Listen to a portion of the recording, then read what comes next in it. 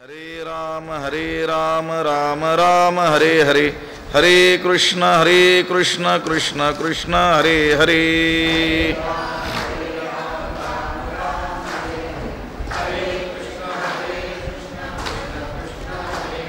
पुंडलीकवरदा हरिविठ्ठल श्री ज्ञानदेव, पंढरीनाथ भगवान की जय। माऊली ज्ञानेश्वर महाराज, जगद्गुरु तुकाराम महाराज की जय। नमामि सद्गुरुं शांतं सच्चिदानंद विग्रहं, पूर्ण ब्रह्म परानंदमीशमालंदि वल्लभं। नमो सद्गुरु तुकया ज्ञानदीपा, नमो सद्गुरु सच्चिदानंद रूपा, नमो सद्गुरु भक्त कल्याणमूर्ति, नमो सद्गुरु भास्करा पूर्ण कीर्ति। अखंड मंडलाकारं व्याप्तं येन चराचरं, तत्पदं दर्शितं येन तस्मै श्री गुरवे नमः। जयांचे किलिय स्मरण, होय सकळ विद्यांचे अधिकरण, तेची वंदू श्री चरण श्री गुरूंचे, ते नमस्कारोनी आता गृहादिक आघवे, ते काही न लगे त्यजावे, जे घेते जाहले स्वभावे निसंग म्हणवुनी। ग्रंथराज ज्ञानेश्वरीच्या 5व्या अध्यायाचा विचार आपण करतो आहोत आणि या 5व्या अध्यायातील 22व्या क्रमांकाची ही ओवी आहे। 3ऱ्या क्रमांकाचा असलेला जो श्लोक, ज्ञेयस्स नित्य संन्यासी यो न द्वेष्टी न कांक्षती, निर्द्वंद्वो ही महाबाहो सुखम बंधात प्रमुच्यते, या श्लोकाचं भाष्य ज्ञानेश्वर महाराज करत आहेत। त्यातील काही ओव्यांचा विचार आपण केलेला आहे। राहिलेल्या ज्या ओव्या आहेत त्यातील ही एक ओवी आहे। आता गृहादिक आघवे, ते काही न लगे त्यजावे, जे घेते जाहले स्वभावे निसंग म्हणवणी। त्या ज्या महापुरुषाचा विचार चाललेला आहे की ज्याला भगवंत म्हणतायत की तो नित्य संन्यासी आहे। हे महाबाहो, हे अर्जुना, जो कोणाचा द्वेष करीत नाही, कोण्या विषयाची इच्छा करीत नाही, तो नित्य संन्यासी आहे। कारण तो रागद्वेषादी द्वंद्वांनी रहित झालेला असल्यामुळं सुखाने बंधातून काय होतो, मुक्त होतो। असा जो पुरुष आहे त्याचा जो विचार चाललेला आहे त्या संबंधी म्हणतात, आता गृहादिक आघवे, अशा त्या माणसाला गृहादिकांचा म्हणजे घरादाराचा त्याग करावा लागत नाही, ते काही न लगे त्यजावे। अशा निर्द्वंद्व द्वंद्वरहित झालेल्या पुरुषाला घरदार हे काही टाकावं लागत नाही। कारण जे घेते जाहले स्वभावे निसंग म्हणवणी, कारण माझ्यापणाच्या अभिमानाने घरादारांचा स्वीकार करणारे मन विचाराने स्वभावतःच काय झालेलं आहे, निसंग झालेलं आहे। त्याचं मनच अनासक्त झालेलं आहे, त्याच्या मनातूनच आसक्ती निघून गेलेली आहे, संगच त्याला सोडून गेलेला आहे। कालच्या उभीमध्ये विचार केला होता, जो मने ऐसा झाला, मने ऐसा झाला म्हणजे मनाने अशा रीतीनं जो निर्द्वंद्व झालेला आहे, द्वंद्वरहित झालेला आहे, मी माझेपणाची आठवणच ज्याचं अंतःकरण विसरून गेलेलं आहे, संगीतोची सांडीला, संगाकडून विषयासक्तीकडून सहजच तो सोडून गेलेला आहे। त्याने संग सोडलेला असं नाही, संगच त्याला सोडून गेलेला आहे। त्याने आसक्ती टाकली असं नाही, ती आसक्तीच त्याला सोडून निघून गेलेली आहे। असा जो पुरुष आहे, निर्द्वंद्व झालेला जो पुरुष आहे, त्याला गृहादिक काही त्यागावे लागत नाही। घरदार, मुलं बाळ, संपत्ती इत्यादी गोष्टींचा त्याग करावा लागत नाही, कारण त्याचं मन अनासक्त झालेलं आहे, म्हणजे स्वभावतःच ते निसंग झालेलं आहे। हे पहा, संग बाधक आहे, विषयासक्ती काय आहे, बाधक आहे। विषय बाधक नाहीत, विषयासक्ती बाधक आहे। विषयांचा संग काय आहे, बाधक आहे। आवश्यकतेनुसार जीवन धारणेकरिता काही विषय सेवन करावे लागतात की नाही. भूक लागल्यानंतर जेवावं लागतं की नाही. रस विषयाचं सेवन होतं की नाही. डोळ्याने आपण पाहतो. आता रस्त्याने जायचं असलं डोळे उघडे तर ठेवावे लागतील की नाही. मग रूप विषयाचं ग्रहण नेत्र इंद्रियाकडून होतं की नाही. होतं. विषय बाधक नाही आहेत. त्यातील आसक्ती काय आहे, बाधक आहे. जीवानं जर त्या विषयाशी जर ममत्व दाखवलं तर मग ते सगळे विषय काय आहेत, बाधक आहे. हे जग बाधक आहे का, नाही आहे बाधक. पण जगाविषयीची आसक्ती, ममत्व हे काय आहे, बाधक आहे. आणि जीव जो दुःख भोगतो कशामुळं भोगतो, या आसक्तीमुळंच भोगतो. जीव जे दुःख भोगतो ते ममत्वामुळंच भोगतो. मी आणि माझं या गोष्टीमुळं दुःख भोगतो की नाही. अहममतेची या लवड सवडी, माते न पवतीची बापुडी, जन्म मरणाचे दुथडी, डवळी ते ठेली. ज्ञानोबारायांनी म्हटलं की नाही.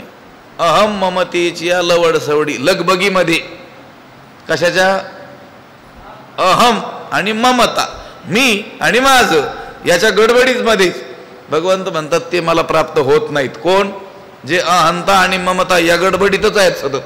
बरीच लोक आपल्याला नेहमी गडबडीतच दिसतात. लक्षात आलं. सगळेच जण कधी ना कधी गडबडीत राहतात, पण काही माणसं नेहमीच गडबडीत दिसतात. तसं ज्ञानोबा म्हणतात हे सगळे जीवच, म्हणजे भगवंताचे शब्द आहेत, हे सगळे जीव गडबडीतच आहेत.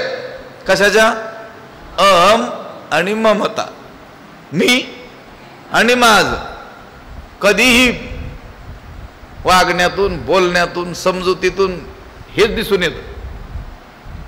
तुम्ही बघा, माणसं बोलत असताना जर आपण लक्षपूर्वक ऐकलं तर त्या बोलण्यामध्ये मी आणि माझं हेच आपल्याला अधिक प्रमाणात दिसतं. काय त्याच्यात कमी अधिक होत असेल, काहींचा अधिकच असेल, पण असतंच सगळ्यांचं.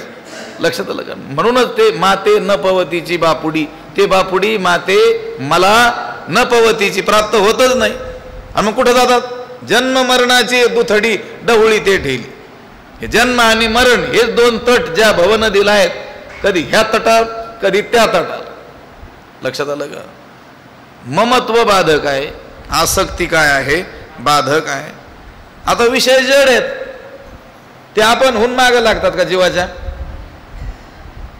हे पहा, आता रस्त्याने आपण चाललो, आता कुत्री वगैरे असतील, त्याच्यात ती चावणारी असतील तर ती मागं लागू शकतील. पण वाटेत पडलेले दगड, लाकडं ही मागं लागतात का आपण होऊन. ते अचेतन जड आहेत की नाही, ते मागं लागत नाही. तसं सगळे विषयच काय आहेत, जड आहेत. ते आपण होऊन काही जीवाच्या मागं लागत नाही. जीवच काय करतो, हे विषय सुखकारक आहेत असं समजून त्याचं चिंतन करतो. विषयांचं काय करतो. आणि म्हणून ध्यायतो विषयान पुंस, संगस्ती शुपजायते, संगात संजायते काम, कामात क्रोधोभिजायते, क्रोधात भवति सम्मोह, सम्मोहात स्मृतिविभ्रमः, स्मृतिभ्रंशात बुद्धिनाशो, बुद्धिनाशात प्रणश्यति. अगदी स्वतःचा चांगला नाश करून घेतो, सर्वनाश करून घेतो.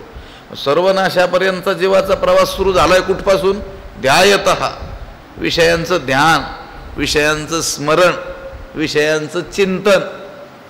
लक्षात आलं का. विषय सेवन ही गोष्ट दूरची, विषयाच्या केवळ स्मरणानं देखील बाधा काय होते, निर्माण होत असते. चिंतनामध्ये त्याची आसक्ती दिसते, विषयाच्या चिंतनातच गुंतलेला असतो आणि मग त्याला काय होते, बाधा निर्माण होते. ज्ञानोबारांचा एक मोठा लांबलचक अभंग आहे. का सांडीसी गृहाश्रम, का सांडीसी क्रियाकर्म, कासया सांडीसी कुळीची धर्म, आहे ते वर्म वेगळेची. काही माणसं नाही का भगवंताच्या शोधार्थ काय काय सोडतात, घर सोडतात, असलेली बायका, मुलं, घरदार इत्यादी काय करतात, सोडतात. आपल्या वाट्याला आलेले जे काही कुळाचार, जे काही कर्म आहेत, विहित कर्म, ते देखील काय करतात, सोडतात. कुळीचे धर्म सोडतात. आपण जे करायला पाहिजे ते करत नाहीत. आहे म्हणजे जे वर्म आहे ते काय आहे, ते वेगळंच राहिलं म्हटलं. ते घरदार आपण होऊन बाधक नाहीत, तर त्या घरादारातील आसक्ती काय आहे, बाधक आहे. मी कालच बोललो की नाही, किंवा कधी आधी बोललो असेल, ज्ञानेश्वर महाराजादी भावंड सोडली आणि समर्थ श्री रामदास स्वामीजी सोडले तर बाकीची सगळीच संत मंडळी आपल्याला कशी दिसून येतात? संसारी, म्हणजे लौकिक दृष्टीनं संसारी ज्यांना म्हणतात, गृहस्थाश्रमी. त्यांनी घरादाराचा त्याग केलाय का? नाही. त्या घरादारात राहूनच भगवंताची काय केली? प्राप्ती केली. न लगती सायास, जावे वनांतर. घरादाराचा त्याग करून वनांतरात जायची गरज आहे का? नाही आहे. फक्त ते त्या घरादारात आसक्त राहिले नाहीत, अनासक्त वृत्तीनं त्यांनी संसार केला. असा जो पुरुष आहे त्याचा विचार चाललाय. त्याच्यासाठी भगवंत म्हणतात आता गृहाधिक आगवे. आता तो निर्द्वंद्व झाला, अनासक्त झाला, संगरहित झाला, त्याने आसक्ती सोडली. आता त्याला हे गृहाधिक हे काही न लगे त्याजावे, हे काही त्याला त्यागावं लागत नाही. जे घेते झाले स्वभावे निसंग म्हणवणी. जे स्वभावतःच विचारानं निसंग झालेले आहेत, संगरहित झालेले आहेत. कारण संग हा देहापेक्षा कशाने केला जातोय? मनानं. लक्षात आलं का? आता एखाद्याने देहानं या गोष्टींचा संग सोडला, म्हणजे घरदार सोडलं, आता देहानं तो घरदारात आहे का? नाही. बायका मुलं सोडली, धन इत्यादी सोडलं, कुठं गेला? जंगलात. आता देहानं यांचा संग आहे का? नाही. पण तिथं जाऊन जर मनानं चिंतन करत असेल तर सगळ्यात मोठा संगीत तोच आहे. आणि एखादा सद्विचारात राहणारा, सत्संगात राहणारा, घरादारात आहे, सगळी कामं धंदे सगळी करतोय, पण मनानं ईश्वर चिंतन करतोय, त्या घरादाराचं मनानं चिंतनच करत नाही, तर तो निसंग आहे. लक्षात आलं का? असे निसंग विचारानं निसंग जे झालेले आहेत त्यांना हे घरदार काही त्याजावं लागत नाही. आता गृहाधिक आघावे ते काही न लगे त्याजावे. जे घेते झाले स्वभावे निसंग म्हणवणी. हे पहा, आत्मसुखामध्ये निमग्न जो आहे त्याला हे गृहाधिक काही त्यागावे लागत नाही. या घरादाराच्या उपाधीमध्ये जरी तो असला तरी त्याच्या मनाची जी स्थिरता आहे ती काही भंग होत नाही. त्याच्या मनाची स्थिरता विचलित होत नाही. तुकोबाराय म्हणतात की नाही, दळी कांडी लोका ऐसे परिमी नसे ते ठाई. दळी कांडी म्हणजे दळण कांडण इत्यादी जी कामं आहेत, किंवा शेतीची जी कामं आहेत, किंवा संसाराची जी कामं आहेत, ती लोकांप्रमाणेच मीही करतो, परंतु परिमी नसे ते ठाई. पण मनाने मी तिथं नाही. मनानं पांडुरंगाचं काय करतो आहे? चिंतन करतो आहे. निसंगी पुरुष हा प्रपंचामध्ये जरी असला तर त्या प्रपंचाने तो लिप्त होत नाही. आता गृहाधिक आघावे ते काही न लगे त्याजावे. जे घेते जाहले स्वभावे निसंग म्हणवणी. आता उदाहरण देतात ज्ञानोबाराय.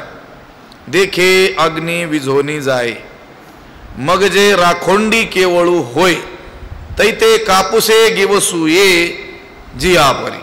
देखे म्हणजे पहा. भगवंत सांगतात अर्जुनाला असं पहा की अग्नी विझोनी जाय, अग्नी विझून गेलेला आहे, आणि अग्नी विझून गेल्यानंतर मग जे राखोंडी केवळ होय, मग तो अग्नी विझून गेला, विस्तव विझून गेला, आणि त्यानंतर फक्त राखेचा काय आहे? राखेचा ढेपसाच काय आहे? शिल्लक आहे. राखोंडीच काय आहे? शिल्लक आहे. अग्नी तिथं राहिलेला नाही आहे. आता अशा अवस्थेत तैते कापुसे गिवसिये जे आपरी, तेव्हा कापसाने देखील तिला ज्याप्रमाणे धरून ठेवता येतं, कापसात सुद्धा ती राख ठेवता येते. कधी? विझून गेल्यानंतर. तसा तो धगधगताना खरा नाही ठेवता येणार कापसात, पेटून जाईल सगळा कापूस. ज्ञानोबाराय म्हणतात देखे अग्नी विझोनी जाय, पूर्णपणे आता अग्नी विझून गेलेला आहे. मग जे राखोंडी केवळ होय, मग अग्नी विझून गेल्यानंतर जी राखोंडी शिल्लक आहे, आता ती राखोंडी अगदी पिंजलेल्या कापसामध्ये सुद्धा आपल्याला धरून ठेवता येते. कापसात देखील गुंडाळून ठेवता येते.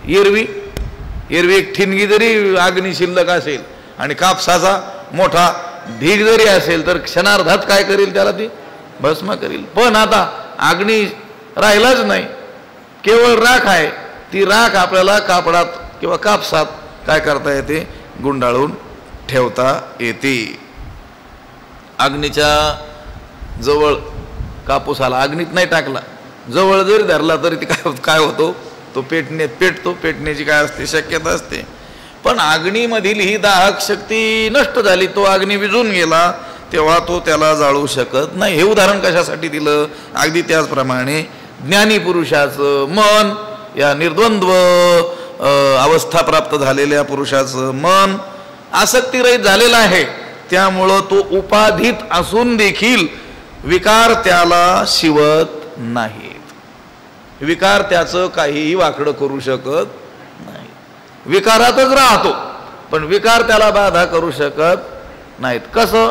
ज्याप्रमाणे अग्नी पूर्णपणे विझून गेल्यानंतर जी राखोंडी शिल्लक आहे ती कापसात सुद्धा ठेवता येते, त्याचप्रमाणे ज्याचं मनच अनासक्त झालेलं आहे, ज्याच्या मनाने संग टाकूनच दिलेला आहे, तो पुरुष कुठेही राहिला तरी ते विकार त्याला बाधा करू शकत नाही.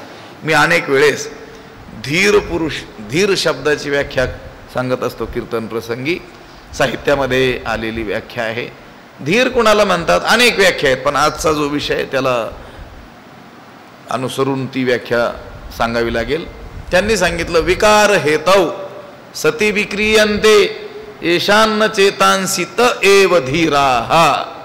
विकार हेतौ, सामान्य माणसाच्या अंतकरणात विकार निर्माण करू शकतील असे विषय जवळ असून सुद्धा ज्याच्या अंतकरणाला अजिबात ते स्पर्श करू शकत नाहीत त्याला म्हणतात धीर. म्हणजे विषय जवळ आहेत, असे विषय जवळ आहेत की जे विषय एखाद्या सामान्य माणसाचं मन विचलित करून टाकतात, पण ते आजूबाजूला असताना सुद्धा ज्याच्या मनावर काहीच परिणाम होत नाही त्याला तर काय म्हणतात? धीर. संत पुरुष धीर आहेत. अणे वीर्या वीर संत धीर समुद्र. संत हे धैर्याचे काय आहेत? सागर आहेत, त्याला तर धीर म्हणतात.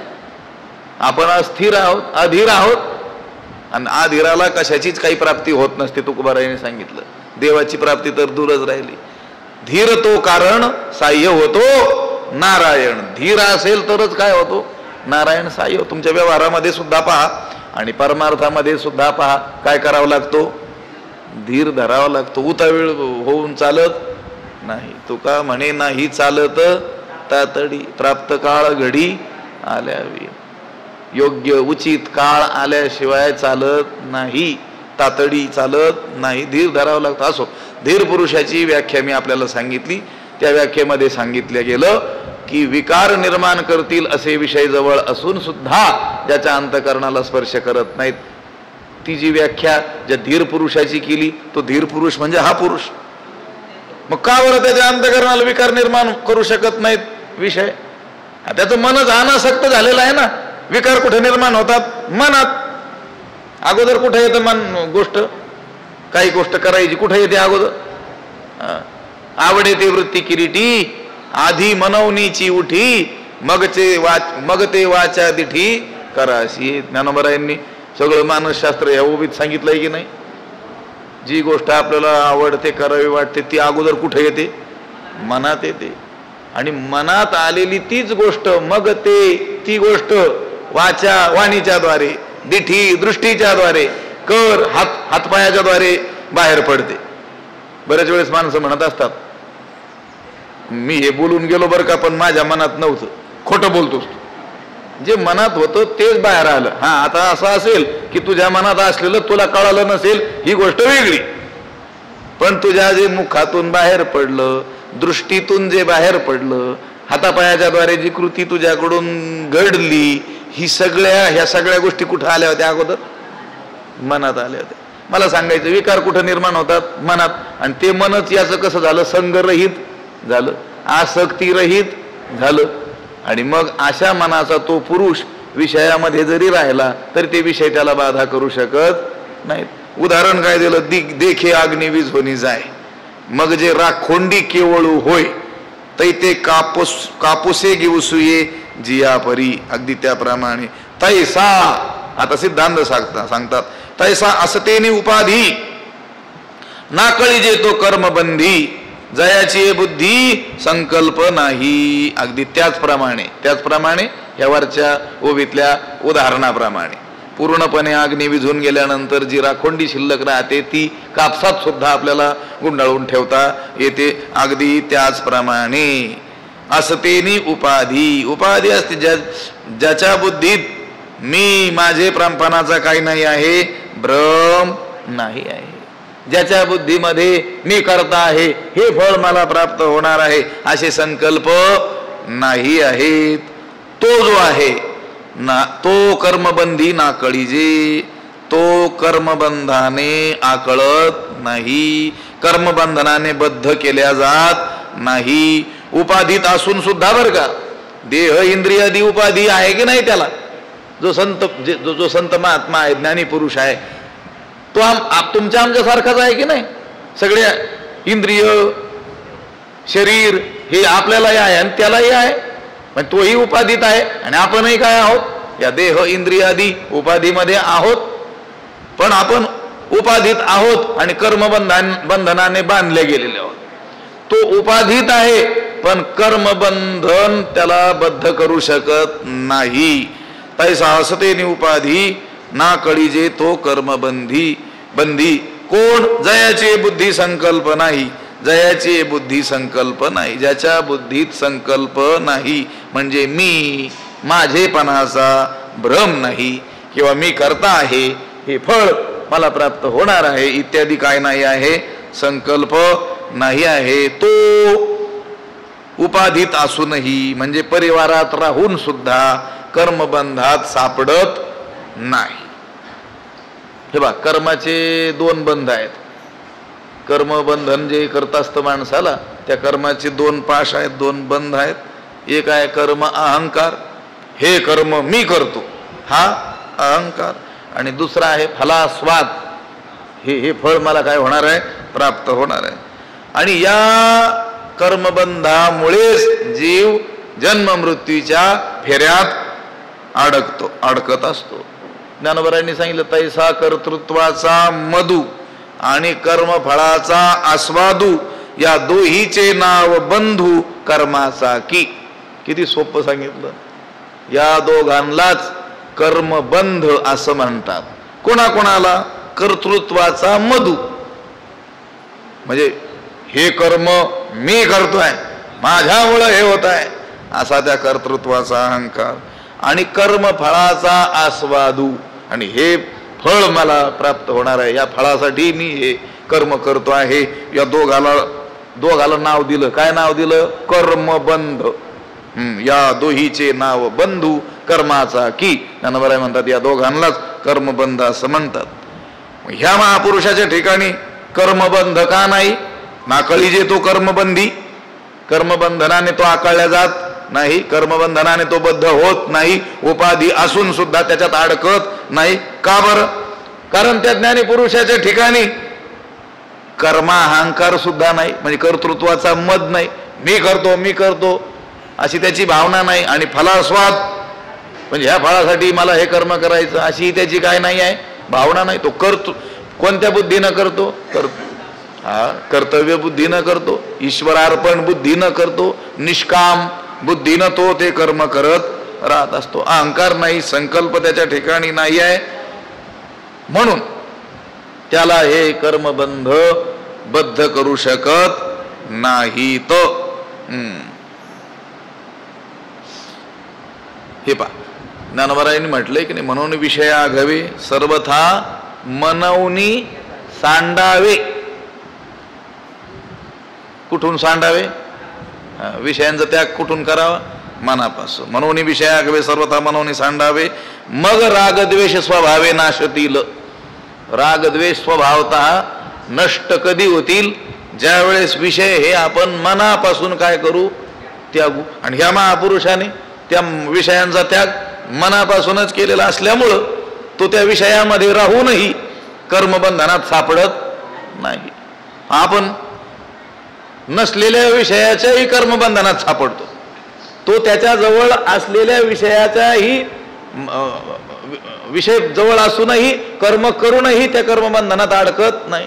आणि आपण न केलेल्या कर्मातही काय होतो? कशामुळे? चिंतनानं. आपलं मन त्याचं कर्माचं, त्या विषयाचं, जगाचं काय करत राहतं? चिंतन करत राहतं. आणि त्याचं मन हे राम झाले, मन हे राम झाले, प्रवृत्ती ग्रासूनी कैसे निवृत्तीशी आले. त्याचं मन अखंड भगवंताचं काय करतंय, चिंतन करतोय. कर्म तो त्या आपल्यासारखंच करतोय. तोही काम करतो, तोही भूक लागली की जेवतो, तोही नेत्रीप आहे, तोही डोळ्यानेच पाहतो, चरणी चालतो आहे, पायानेच चालतो. ज्ञानी झाला म्हणून का तो हाताने चालतो का वेगळंच काहीतरी करतो, कर्म सोडूनच देतो? नाही, करतच राहतो, घरदारातच राहतो, मुलाबाळातच राहतो, या उपाधीतच राहतो. पण उपाधी असून सुद्धा कर्मबंधाकडून तो आकळल्या जात नाही, बद्ध केल्या जात नाही, कारण त्याच्या बुद्धीत संकल्प राहिलेला नाही. तैसा सतेने उपाधी नाकळी जे तो कर्मबंधी, जयाची बुद्धी संकल्पू नाही. म्हणून कल्पना जय सांडे, तैची गा संन्यासू घडे, ये कारणे दोन्ही सांगडे संन्यास योगू. म्हणून कल्पना जय सांडे, म्हणून मनामधील मी आणि माझ्या या कल्पना जेव्हा नाहीशा होतील, तैची गा संन्यासू घडे. अरे अर्जुना, त्यावेळेसच त्याला काय घडतो, खरा संन्यास घडतो. त्यालाच खरा संन्यासी म्हटलं पाहिजे. कुणाला? म्हणून कल्पना जय सांडे. बघा संत वाङ्मयामध्ये कशी एक वाक्यता आपल्याला दिसून येते. तुकाराम महाराजांनी सूत्र रूपानं ह्याच गोष्टी अभंगाच्या द्वारे आपल्याला सांगितलेल्या आहेत, जे ज्ञानोबारायांनी सांगितलं. तुकोबारायांनीच काय, ज्ञानोबारायांच्या उत्तर काळात किंवा समकाळात जेवढे संत पुरुष होऊन गेले त्यांनी काय सांगितलं, जे ज्ञानोबारायांनी सांगितलं तेच अभंगाच्या रूपानं वेगवेगळ्या रीतीनं काय केलेलं आहे, सांगितलेलं आहे. तुकाराम महाराजांनी व्याख्या केलेल्या आहेत. ब्रह्मचारी कुणाला म्हणायचं, गृहस्थ कुणाला म्हणायचं, वानप्रस्थ कुणाला म्हणायचं, संन्यासी कुणाला म्हणायचं, तर त्याच्यात त्यांनी सांगितलेलं आहे संन्यास तो त्याग संकल्पाचा. एक पूर्ण चरण सुद्धा नाही, चरणाचा उत्तरार्ध घेतलेला आहे. वानप्रस्थी तरी संयोगी वियोग संकल्प, संन्यास तो त्याग संकल्पाचा. संकल्पाचा त्याग होणं यालाच काय म्हणतात, संन्यासी. त्याची सुरुवात आहे त्या अभंगाची. ब्रह्मचारी धर्म घोकावी अक्षरे, आश्रमी विचार षटकर्मी. ब्रह्मचारी कोणाला म्हणायचं, जो अक्षर घोकतो, जो वेदाचा अध्ययन करतो, शास्त्राचं अध्ययन करतो, सद्ग्रंथांचं अध्ययन करतो, त्याच्यातच रत राहतो, त्याला म्हणायचं ब्रह्मचारी. आश्रमी कोणाला म्हणायचं, जो षटकर्म करत राहतो, आपल्या आपल्या वाट्याला आलेली जी कर्म आहेत ती करत राहतो, त्याला म्हणायचं गृहस्थाश्रमी. वानप्रस्थ कोणाला म्हणायचं, संयोगी वियोग, संसारातच राहतो पण आता 50 वर्षे उलटून गेलेली आहेत, मुलं बाळ करती धरती झालेली आहेत, आता काही त्या संसारातील तो आसक्ती सोडलेली आहे, तिथं राहतो पण चिंतन ईश्वराचं करतो, त्याला काय म्हणतात, वानप्रस्थ. आणि संन्यासी, संन्यास तो त्याग संकल्पाचा. इथं देखील भगवंत तेच सांगतात. म्हणून कल्पना जय सांडे, तैची गा संन्यासू घडे. ज्या वेळेस मनातील मी आणि माझ्या अशा कल्पना नष्ट नाहीशा होतील, टाकल्या जातील, तेव्हाच खरा संन्यास घडतो. ये कारणे दोन्ही सांगडे संन्यास योग. याकरिताच कर्म संन्यास आणि कर्मयोग हे दोन्ही मार्ग काय आहेत, सारखेच आहेत. कोणते कोणते, कर्म संन्यास आणि कर्मयोग. कसं, आता ते सांगणार आहेत पुढं. ते मग अज्ञानी माणसं तर म्हणतील अरे कर्म संन्यास ही गोष्ट वेगळी, कर्मयोग ही गोष्ट वेगळी. ते पुढं सांगणार आहेत. सांख्य योगो पृथक बाला हा प्रवदंती न पंडिता. सांख्य आणि योग म्हणजे कर्म संन्यास आणि कर्मयोग हे भिन्न फळ देणारे आहेत, असे कोण प्रवदंती, बाला हा प्रवदंती. अज्ञानी लोक म्हणतात, न पंडिता. पंडित तसं म्हणत नाहीत. ज्ञानी लोक दोघांनाही काय समजतात, एकच समजतात, कर्मसन्यास आणि कर्मयोग. हे पहा, आता इथं संन्यासाची जी व्याख्या केली ह्या 3ऱ्या श्लोकात आणि जे भाष्य आता आपण पाहिलं, कोणाला संन्यासी म्हटलं भगवंतानं, जो घरादारात आहे पण त्याने आसक्ती सोडलेली आहे. म्हणून कल्पना जय सांडे, मी आणि माझी ही कल्पना ज्याने त्यागलेली आहे त्यालाच काय म्हटलंय, संन्यासी. आणि लौकिक दृष्टीने आपण कोणाला संन्यासी म्हणतो, भगवा वस्त्रधारी, दीक्षेचा संन्यासी, सगळ्या गृहाधिकांचा ज्यानं काय केलेला आहे, त्याग केलेला आहे, त्यालाच फक्त आपण काय समजतो, संन्यासी, तोही संन्यासीच आहे, तोही आपल्याला वंदनीयच आहे, पूज्यच आहे, आपल्या संस्कृतीचा तो एक महान घटक आहे, आपण त्यांना वंदनच केलं पाहिजे. पण देव केवळ त्यांनाच संन्यासी समजतोय असं नाही, तर तुमच्यासारख्या घरादारात राहणाऱ्या लोकांना सुद्धा देव संन्यासी समजेल. पण कधी? म्हणून कल्पना जय सांडे तैची गा संन्यासू घडे, ये कारणे दोन्ही सांगडे संन्यास योगू. म्हणून भ्रमाचा जेव्हा त्याग होतो, कल्पनेचा जेव्हा त्याग होतो, त्याच वेळी संन्यास घडतो. कर्मयोगी जो आहे त्याने उपाधीचा त्याग न करता केवळ काय करावं? मी माझेपणाचा काय करावा? या भ्रमाचा त्याग करावा, तर तो नित्य संन्यासी समजला जातो. त्याने फक्त गेली की नाही उभी आणि मी माझी ऐशी आठवण, विसरले जायचे अंतकरण, पार्था तो संन्यासी जाण निरंतर, तो नित्य संन्यासीच आहे. आता एखाद्याने उपाधीचा त्याग केला, उपाधीचा म्हणजे घरादारांचा काय केला? त्याग केला, आणि मी माझेपणाचा त्यागच नाही केला, मी माझं असंच म्हणत असेल, तर तो खरा संन्यासी समजला जाईल का? देव तर त्याला काही संन्यासी समजणार नाही. म्हणून जो घरादाराच्या या उपाधीचा त्याग करणारा, सर्व कर्माचा विधीपूर्वक संन्यास करणारा, जो चतुर्थाश्रमी जो आहे, तो देखील संन्यासीच आहे. मोक्षाकरता या सर्व गोष्टी त्याच्यासाठी आवश्यकच सांगितलेल्या आहेत, म्हणून तोही मोक्ष फळाला प्राप्त होतो. आणि हा गृहाधिकात असूनही पण त्याच्यात आसक्त न राहता भगवत चिंतन करतो, आणि वाट्याला आलेली जी कर्म आहेत ईश्वरार्पण बुद्धीनं करतो. त्या दोघांनाही फळ काय आहे? वस्तुतः सारखंच आहे, फळाच्या दृष्टीनं सारखेपणा आहे. तो संन्यासीही मोक्षाला जाईल, आणि संसारात राहणारा हा अनासक्त पुरुष ज्याला भगवंत म्हणतात हा संन्यासी आहे, तो देखील कुठे जाईल? मोक्षाला. फळाच्या दृष्टीनं कर्मसन्यास आणि कर्मयोग या दोन्ही गोष्टी कशा झाल्या? मग सारख्याच झाल्या की नाही? कोणी बसने जाईल किंवा कोणी खाजगी गाडीने जाईल पंढरपूरला जाणं, हे आवश्यक. कोणी पायी येईल. पंढरपूरला गेले, भगवंताचं दर्शन झालं, हे फळ तर सगळ्यांना काय झालं? सारखं प्राप्त झालं की नाही? अगदी त्या दृष्टीनं भगवंत म्हणतात, ये कारणे, ह्या कारणामुळेच दोन्ही सांगडे संन्यास योगू. संन्यास योगू, संन्यास कर्म संन्यास आणि योगू म्हणजे कर्मयोग, दोन्ही सांगडे, दोन्ही काय आहेत? सारखेच आहेत. पुंडलिक वरदा हरी विठ्ठल. श्री ज्ञानदेव पंढरीनाथ भगवान की. माऊली ज्ञानेश्वर महाराज. बोल श्री ज्ञानदेव तुकाराम पंढरीनाथ भगवान की. माऊली ज्ञानेश्वर महाराज की जय. आता विश्वात्मके देवे येणे वाग्यज्ञे तोषावे, तोषोणी मद द्यावे पसाय दान हे. जे कळांची व्यंकटी सांडो, पया सत्कर्मी रती वाढो. भूता परस्परे पडो मैत्र जीवांचे, दुरितांचे तिमिर जावो. विश्व स्वधर्म सूर्ये पाहो, जो जे वांछील तो ते लाहो. प्राणी जात वर्षत सकळ मंगळी, ईश्वर निष्ठांची मांदियाळी. अनवरत भूमंडळी भेटो तया भूता. चला कल्पतरूंचे आरव, चेतना चिंतामणीचे गाव. बोलते जे अर्णव पियुषांचे, चंद्रमेजे अलांछन. मार्तंड जे तापहीन, ते सर्वाही सदा सज्जन. सोयरे होतू किंबहुना सर्व सुखी, पूर्ण होवणी तिही लोकी. भजिजो आदि पुरुखी अखंडित, आणि ग्रंथोपजीविये विशेषी लोकी ये. दृष्टादृष्ट विजय होवावे जी. एथ म्हणे श्री विश्वेश्वरा हो, हा होईल दान पसावो. येणे वरे ज्ञानदेवो सुखिया झाला, येणे वरे ज्ञानदेवो सुखिया झाला. येणे वरे ज्ञानदेवो सुखिया झाला.